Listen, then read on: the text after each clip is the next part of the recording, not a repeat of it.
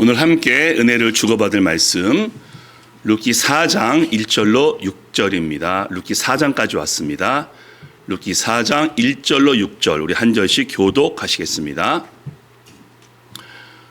보아스가 성문으로 올라가서 거기 앉아 있더니 마침 보아스가 말하던 기업 물을 자가 지나가는지라. 보아스가 그에게 이르되 아무개여 이리로 와서 앉으라 하니 그가 와서 앉음에 보아스가 그 성읍 장로 10명을 청하였는데 당신은 여기 앉으라 하니 그들이 앉음에 보아스가 그 기업 물을 자에게 이르되 모압 지방에서 돌아온 나오미가 우리 형제 엘리멜렉의 소유지를 팔려 함으로 내가 여기 앉은 이들과 내 백성의 장로들 앞에서 룻을 사라고 내게 말하여 알게 하였노라. 만일 내가 물으려면 물으리와 만일 내가 물으지 아니하려거든 내게 구하여 알게 하라. 내 다음은 나요. 그 외에는 물을 자가 없느니라 하니 그가 이르되 내가 물으리라 하였느니라. 보아스가 이르되 내가 나오미의 손에서 그 밭을 사는 날에 곧 죽은 자의 아내 모압 여인 룻에게서 사냐 그 죽은 자의 기업을 그의 이름으로 세워야 할지니라 하니 그 기업을 자가 이르되 내 기업에 손해가 있을까 하여 나를 위하여 물으지 못하노니 내가 물을 것을 내가 물으라. 나는 물으지 못하겠노라 하는지라. 아멘. 룻기 9번째 말씀 손해가 있을까 하여 라는 제목으로 말씀을 나눠보겠습니다. 사랑하는 교회 가족 여러분, 손해보는 장사 없다라는 말이 있죠. 물론 심각한 경제 위기 때나 급하게 사업을 정리해야 되면은 손해보면서 재고품을 처리해야 됩니다. 하지만 그런 것 외에는 아무리 디스카운트를 많이 하더라도 손해보면서 장사를 하지 않겠죠. 비단 장사뿐만이 아닙니다. 우리 일상생활에서도 손해는 안 보고 싶습니다. 예를 들어서 아주 비싼 스테이크 하우스에 갔는데 웬만하게 나오게 되면은 먹겠지만요. 스테이크가 엉망으로 나오게 되면요. 어떻게 하겠습니까? 매니저 불러서 어필하겠죠. 손해를 볼 수 없으니까. 우리는 믿음 생활을 지금 해오고 있습니다. 믿음 생활은 하나님이 함께 하시는 복과 영광의 길인데 혹시 믿음 생활하면서 손해를 보는 듯한 그런 마음을 가진 적 혹시 있으신지요? 오늘의 룻기 4장입니다. 마지막 장이죠. 그동안 1장, 2장, 3장 보시면요. 나오미와 룻이 주인공입니다. 물론 1장에는 엘리멜렉 등 그 가족이 등장하지만은 나오미와 룻을 중심으로 이야기가 전개되고요. 2장과 3장에는 드디어 보아스가 등장하지만 역시 이야기의 중심 인물은 나오미와 룻입니다. 근데 오늘 읽으시면서 뭔가 좀 특별한 것을 발견하셨나요? 룻과 나오미가 등장하지 않습니다. 이름은 언급되지만은 오늘 룻과 나오미는 등장하지 않고 누가 이 이야기를 주도하죠? 보아스. 자, 보아스가 누구죠? 룻에게 약속합니다. 내가 너와 결혼하겠다. 내가 기업을 물으겠다라고 약속한 다음에 하지만 기업순위 1순위에게 내가 물어본 다음에 하겠다라면서 지금 그 진행을 하고 있는 것입니다. 그리고 또 누가 등장합니까? 오늘 설교 제목 손해가 있을까 하여 라고 말한 사람입니다. 이 사람이 기업 물을 자 1순위입니다. 나오미와 엘리멜렉의 가문을 이어줄 1순위가 등장하는데 이름이 밝혀지지 않습니다. 그냥 아무개요. 영어로 friend라고 그냥 이름을 밝히지 않으니 무슨 이유일까요? 그래서 오늘 보아스와 아무개의 대화를 함께 나누면서 손해가 있어 보일 수 있는 믿음 생활에 대해서 한번 말씀을 나눠보도록 하겠습니다. 자, 첫 번째입니다. 믿음 생활에는 마땅한 절차가 필요합니다. 자, 그 다음 말씀 보시면요. 보아스가 성문으로 올라가서 거기 앉아 있더니 마침 보아스가 말하던 기업 물을 자 1순위가 지나가는지라. 보아스가 그러되 아무개여 프렌드 이리로 와서 앉으라 하니 그가 와서 앉음에 보아스가 그 성읍 장로 10명을 청하여 이르되 당신들은 여기 앉으라 하니 그들이 앉음에. 자, 우리가 2장 3장을 통해서 보아스를 보셨습니다. 보아스가 어떤 사람입니까? 성품 또 성향 모든 것들이 참 균형 잡힌 자고요. 게다가 믿음의 사람입니다. 왜 알 수 있었죠? 나오미 집안 몰락했습니다. 룻은 모압 여인이면서 홀로 된 여인입니다. 그 가문과 연결되는 것이 보아스에게는 좋은 일이 아닙니다. 하지만 룻,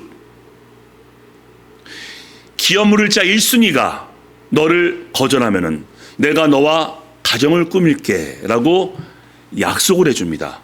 왜요? 그것이 율법이고 하나님의 말씀이기 때문에.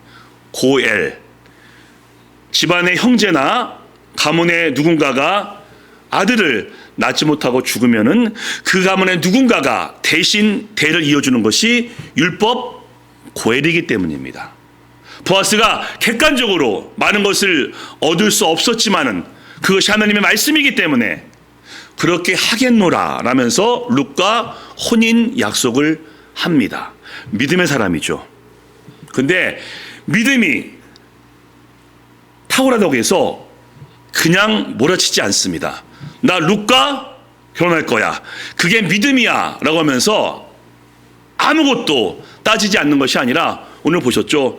마땅한 절차를 밟고 있습니다. 믿음 생활은 마땅하고 올바른 절차를 밟는 것이기 때문에 그렇게 하고 있습니다. 어떻게 해요? 먼저 이름이 밝히지 않은 아무 계열을 부르죠. 기업 물을 1순위, 나오미와 엘리멜렉의 가문을 살려줄 1순위를 먼저 불러서 앉게 합니다. 여기 좀 앉아보십시오. 또 누굴 부르죠? 장로 10명. 왜 불렀을까요? 증인이 필요한 겁니다. 이 사람이 내가 하겠노라 라고 말하든지 내가 그 권리를 보아스에게 주겠다라고 말하든지 공적인 증인이 필요하기 때문에 장로 10명을 부릅니다. 마땅한 절차죠. 그래서 이 당시 이스라엘법은요, 기업 물을 자가 권리를 양도하면은 신발을 벗어 양도하는 그런 문화가 있었습니다. 게다가 저기 맨 앞에 성문으로 올라가서 성경 보시면서 성문이 어떤 곳인 줄 아시죠? 백성들이 모여 있는 것, 재판하는 장소, 어떤 사건을 판결하는 곳이 성문입니다. 지금 보아스는요, 아무개여를 먼저 부르고 장로 10명을 불러 앉힌 다음에 백성들 앞에서 이 모든 일을 실행합니다. 왜? 믿음으로 하나님의 말씀을 순종해야 되는데 믿음 생활은 마땅하고 올바른 절차를 밟는 것이기 때문입니다. 믿음은 뭡니까? 보이지 않는 거죠. 하나님에 대한 뜨거운 마음과 우리의 결단, 하나님을 믿겠습니다. 믿음은 보이지 않습니다. 하지만 믿음은 보입니다. 어떻게 해요? 나의 마음의 결단이 행동으로 옮겨지기 때문에. 이걸 뭐라고 하죠? 순종. 특별히 우리의 믿음 생활은 공동체에서 보여지게 되어 있습니다. 인간관계에서 내 믿음이 보이게 되어 있거든요. 우리가 믿음으로 하나님을 인정하기 때문에 이렇게 예배합니다. 우리 예배하는 것을 믿지 않는 분들이 봅니다. 기도합니다. 말씀에 순종합니다. 우리의 믿음이 행동으로 보이는 것이죠. 하지만 믿음이 있다고 해서 절차를 무시하거나 방법과 과정을 무시하는 것은 하나님이 기뻐하지 않으십니다. 오히려 우리가 세상에 살고 있고 세상에 빛과 소금이 되어야 하기 때문에 하나님 향한 믿음과 함께 내 믿음을 올바른 절차를 통해서 보여주어야 합니다. 야곱의 문제가 뭔지 아시죠? 하나님이 리브가 뱃속에 야곱이 있을 때 분명히 약속했거든요. 야곱이 장자가 될 것이며 내가 복을 주겠다 라고 약속을 하셨습니다. 그러면은 방법과 과정이 무슨 상관이 있겠습니까? 아니요, 상관이 있죠. 야곱이 어떻게 합니까? 형의 배고픔을 이용해서 악용한 거죠. 장자권을 빼앗습니다. 그리고 어머니 리브가와 공모해서 아버지 이삭에게 축복을 받습니다. 자, 그렇게 장자권도 빼앗았고 축복을 받았던데 야곱은 어떻게 됩니까? 도망칩니다. 에서 형이 자신을 죽인다 위협하기 때문에 멀리 도망치게 되고요. 그리고 자신에게 축복을 받게 하기 위해서 남편과 야곱의 아버지 이삭을 속인 리브가를 평생 못 보게 됩니다. 성경 말씀 보시면요, 이때 떠난 다음에 더 이상 리브가가 등장하지 않는 것을 보았을 때 야곱이 돌아오기 전에 리브가는 죽었을 것이다 라고 우리가 보고 있습니다. 자, 이게 마땅한 절차와 올바른 과정을 밟지 않은 대가입니다. 언젠가는 복을 받았을 겁니다. 하나님의 때와 하나님의 방법으로 복을 받았을 것인데 야곱이 급한 마음에 절차를 밟지 않았기 때문에 복은 받게 되지만은 많은 것을 대가로 치르게 됩니다. 사랑하는 교회 가족 여러분, 우린 믿음의 사람들입니다. 믿음이 있다고 마땅한 절차와 과정을 무시하는 것은 조심해야 됩니다. 하나님은요, 뿌린 대로 거두시는 분입니다. 그래서 우리가 이제는요, 결과와 열매는 하나님께 맡기고 우리는 우리가 해야 될 것, 마땅한 절차와 올바른 과정으로 우리의 삶을 계속 진행해 나가는 겁니다. 그래서 우리 모든 교회 식구들 믿음 가운데 마땅한 절차로 올바른 방법으로 삶을 진행하시기를 주님의 이름으로 부탁드립니다. 아멘. 자, 두 번째입니다. 두 번째. 자, 오늘 이제 나누고 싶은 얘기인데요. 믿음 생활에는 손해도 있습니다. 자, 그 다음 말씀 보시겠는데요. 이게 3절부터 6절인데 제가 중요한 문장만 지금 요약한 겁니다. 보아스가 그 기업물을 제게 이르되 만일 내가 물으려거든 내게 구하여 알게 하라. 그가 이르되 기업 1순위입니다. 내가 물으겠다. 보아스가 이르되 내가 나오미의 손에서 그 밭을 사는 날에 곧 죽은 자의 아내 모압 여인 룻에게서 사서 그 죽은 자의 기업을 그의 이름으로 세워야 할지라 하니 그 기업물을 제가 이르되 나는 내 기업에 손해가 있을게 하여 나는 물으지 못하겠노라 하는지라 라고 얘기합니다. 자, 보아스가 말하죠. 내가 기업물을 자 2순위고 네가 1순위인데 어떻게 할래? 라고 했더니 이 아무개가 이름 모르죠. 내가 기업을 물으겠다 라고 얘기합니다. 이게 뭐냐면요, 룻과 결혼하겠다. 아니 왜요? 룻은 지금 모압 여인입니다. 이방 여인이죠. 그리고 이미 남편을 한 번 잃은 홀로 된 여인입니다. 누가 봐도 손해인데 이 기업물을 자가 내가 결혼하겠다라고 하니 룻이 예뻤을까요? 그건 모르겠습니다. 성경에 없으니까.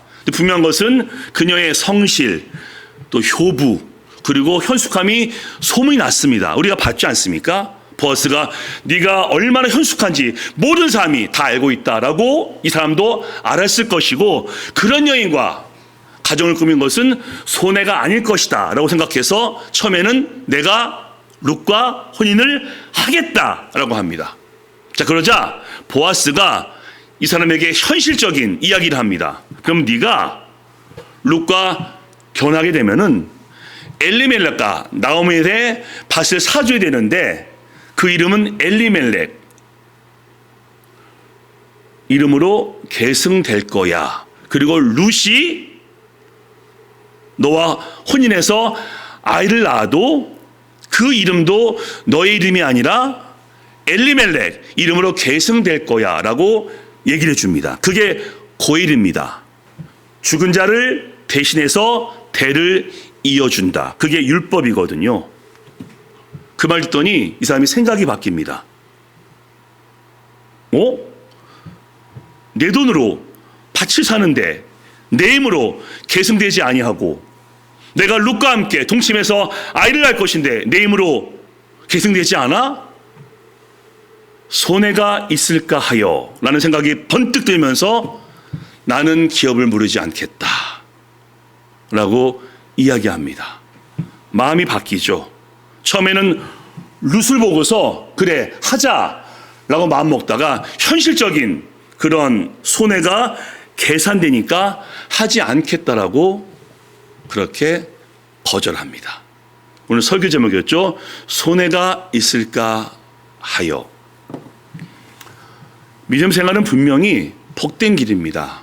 여러분 아시지 않습니까? 너무 행복합니다. 하나님과 함께 하시면서 하나님과 동행을 경험하고 힘들 때 평강 주시고 평소에도 은혜 주시는 그 하나님 때문에 너무 기쁘고요. 우리는 이 땅에서 풍성한 삶을 경험하다가 천국까지 감히 보장되어 있기 때문에 믿음 생활은 복이며 영광입니다. 하지만 믿음 생활엔 손해 볼 일도 있고요. 가시밭길도 있고요.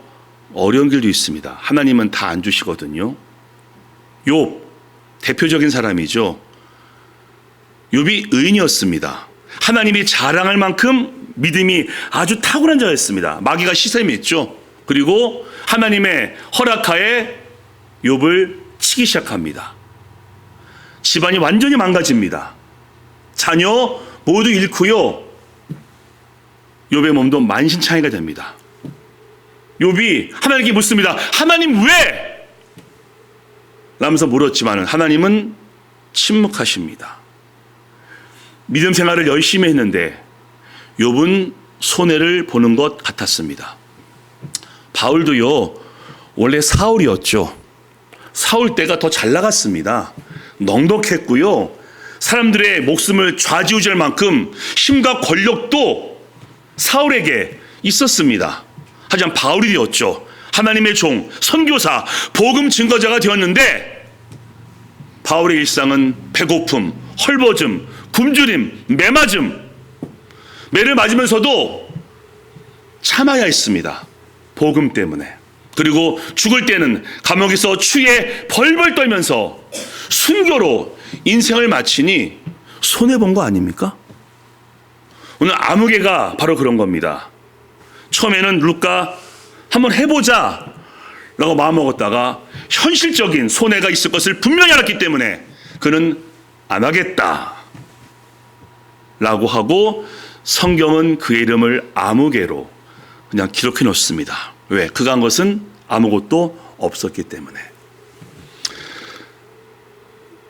사랑하는 교회 가족 여러분, 믿음 생활에 손해로 보일 수 있는 것들이 많습니다.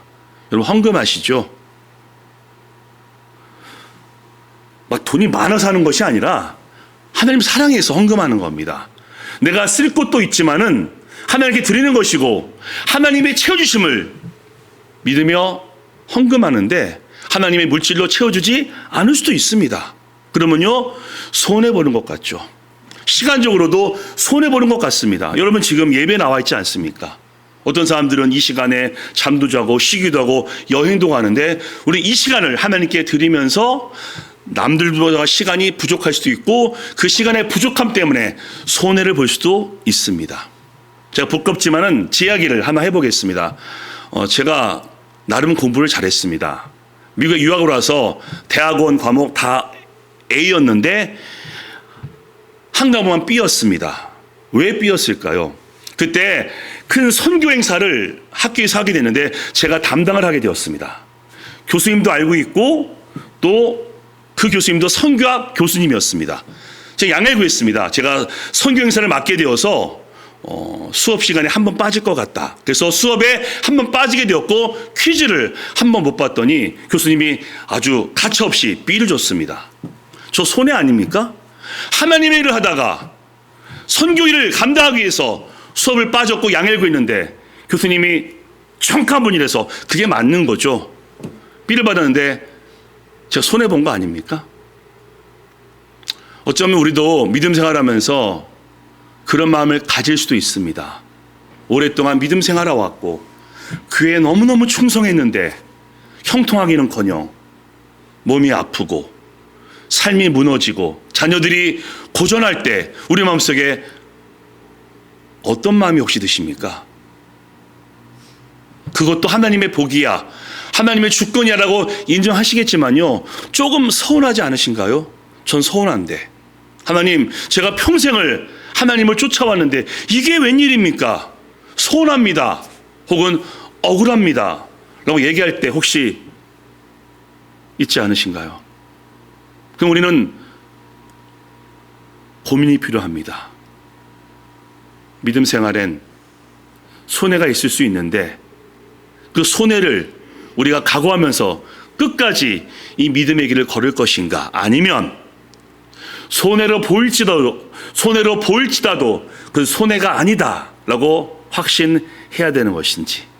자, 세 번째입니다. 세 번째, 믿음 생활의 결국은 복과 영광입니다.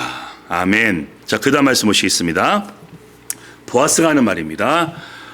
내가 여기 앉은 이들과 내 백성의 장로들 앞에서 그것을 사라고 내게 말하여 알게 하려 하였노라. 만일 내가 물으려면 물으려거니와 만일 내가 물으지 아니하려거든 내게 구하여 알게 하라. 내 다음은 나요 그 외에는 물을 자가 없느니라 하니 그가 이르되, 처음인 겁니다. 내가 물으겠다라고 얘기한 거죠.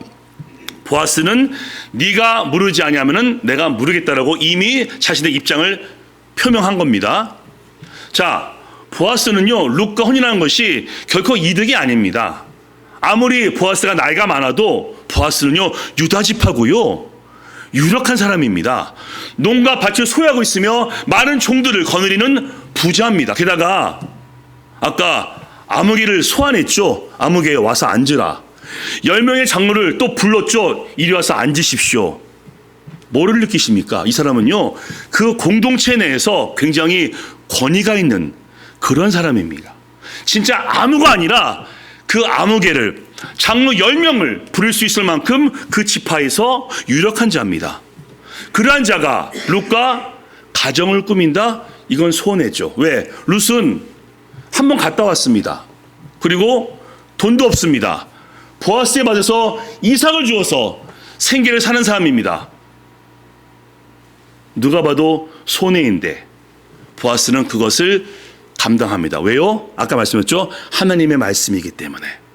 다른 이유가 뭐가 있겠습니까? 물론 룻의 댐댐이와 성품이 그럴만 하기 때문에 한 것도 분명히 있겠지만 가장 기본적인 보아스의 마음은 하나님의 말씀이기 때문에 내가 죽은 엘리멜렉을 대신해서 기업을 잇겠다 라면서 손해를 감수합니다.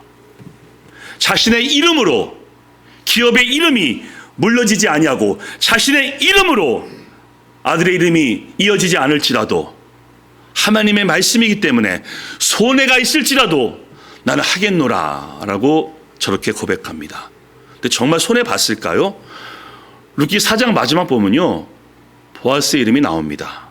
보아스가 오벳을 낳고 오벳이 이새를 낳고 이새가 다윗을 낳은지라. 보아스는 다윗의 증조 할아버지가 됩니다. 이름이 나옵니다. 아무개어가 아니라 보아스. 그리고 보아스가 어떤 자가 되죠? 예수님의 조상이 됩니다. 손해를 볼지언정 내가 말씀에 순종하겠다라고 했더니 하나님께서 그에게 복과 영광을 안겨주십니다. 그래서 저는 믿습니다. 손해로 보일지라도, 아니 손해를 본다 할지라도 믿음 생활은 결국에는 복이며 영광이며 은총인 것을 믿으시기 바랍니다. 아까 욥 얘기했죠. 완전 망가졌습니다.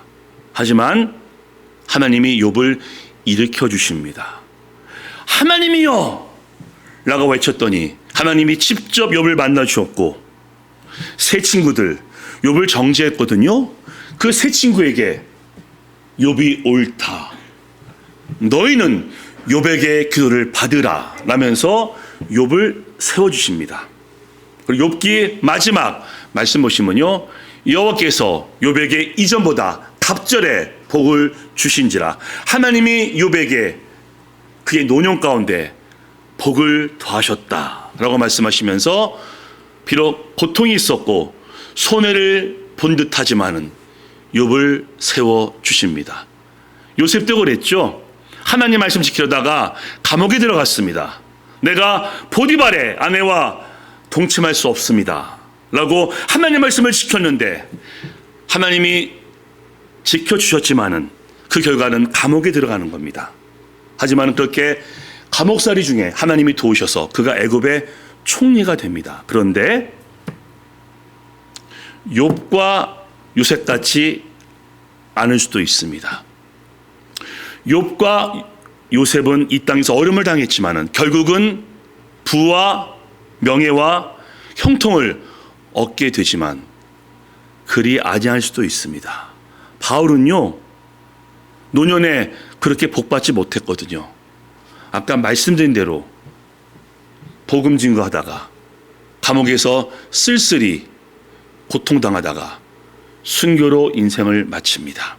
하지만 바울이 우리에게 교훈한 것은 믿음 생활은 이 땅이 끝이 아니다. 여기서 끝나는 것이 아니다. 우리에게는 그 다음 세상이 있고 영생이 있다라는 것을 보여주고 있습니다. 그래서 우리에게 선포하죠. 장차 경험할 하나님의 영광과 지금의 고난을 절대 비교할 수 없다. 우리에게 예비된 영광은 우리가 상상할 수 없고 우리가 꿈꿀 수 없는 영광이다라고 우리에게 말씀합니다. 이 땅에서 손해가 있고 어려움이 있을지라도 우리에게는 영광과 하나님의 복이 이미 주어졌고 예비되어 있음을 우리에게 교훈하고 있습니다. 보좌에 앉으신 어린 양 예수님이죠. 우리의 목자가 되어주시고 우리를 생명길로 인도하시니 하나님께서 우리 눈에서 모든 눈을 닦아내시라. 아멘. 비록 인생 가운데 어려움이 있고 손해를 보는 것 같고 혹 이 땅의 회복이 안 될지라도 우리에게는 영광이 예비되어 있음을, 천국이 예비되어 있음을 우리는 믿으셔야 합니다. 오늘 이 말씀은 우리 너무나 중요한 교훈을 합니다. 한 번쯤은 생각해 봤을, 내가 믿음 생활하고 있는데 왜 손해보는 것 같지? 왜 어렵지? 왜 몸이 아프지? 라는 서운한 마음이 있을 수 있지만은 하나님은 약속합니다. 믿음의 결국은 복과 영광이다. 혹 이 땅에서 형통하지 아니하는 것처럼 보이지만은 우리의 마지막은 영광이다 라고 말씀하고 있습니다. 그래서 여기 계신 분들 참 오랜 시간 동안 믿음의 길 걸어오셨는데요, 정말 대단하십니다. 그리고 축복합니다. 앞으로도 그 믿음의 길 끝까지 걸어가심을 통해서 이 땅에서도 복을 받으시고 훗날에 우리가 상상할 수 없는 영광이 우리에게 있기를 주님의 이름으로 축복합니다. 아멘. 자, 마지막 말씀 읽고 설교를 마무리하겠습니다. 자, 있습니다. 시작. 자기 육체를 위하여 심는 자는 육체로부터 썩어질 것을 거두고 성령을 위하여 심는 자는 성령으로부터 영생을 거두리라. 우리가 선을 행하되 낙심하지 말지니 포기하지 아니하면 때가 이름에 거두리라. 아멘. 아멘. 이번 적용입니다. 자, 첫 번째 확신해야 됩니다. 시작. 믿음 생활에는 손해가 없음을 확신하자. 아멘. 두 번째입니다. 읽습니다. 시작. 하나님이 우리를 복과 영광으로 인도하심을 소망하자. 아멘. 비록 삶이 고달프실지라도 어떤 때는 손해로 보일 수 있을지라도 끝까지 믿음을 지키시고 결국 하나님의 영광과 복을 풍성히 얻게 되시기를 주 예수 그리스도 이름으로 간절히 축원합니다. 아멘.